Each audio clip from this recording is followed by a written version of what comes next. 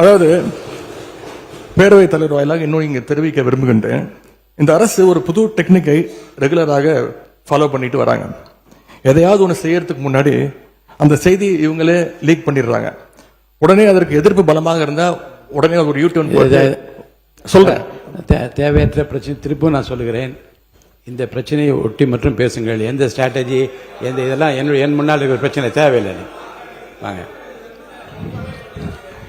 இந்த பிரச்சனையை ஒட்டி தான் தலைவர் பேசிட்டு இருக்கிறேன். முதலமைச்சர் அவர்கள் கர்நாடகா போறார் அப்படின்னு வேளாண் துறை அமைச்சர் ஒரு பேட்டி கொடுக்கிறார். அப்புறம் அவரே அதை மறுத்து பேசுகிறார்.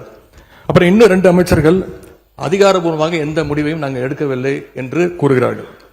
13 பேர் கொண்ட ஒரு குழு போகுதுன்னு திரும்பி செய்திகள்ல பார்த்தோம். கடைசியில் என்ன ஆச்சுன்னா, கர்நாடக முதலமைச்சர் சொல்லிட்டார், இந்த தமிழ்நாடு முதலமைச்சர் இங்கே வர வேண்டாம், நாங்கள் தண்ணி எல்லாம் கொடுப்பதற்கு தயாராக இல்லை என்று கர்நாடக முதலமைச்சர் அவர்கள் தெரிவிக்கிறார்.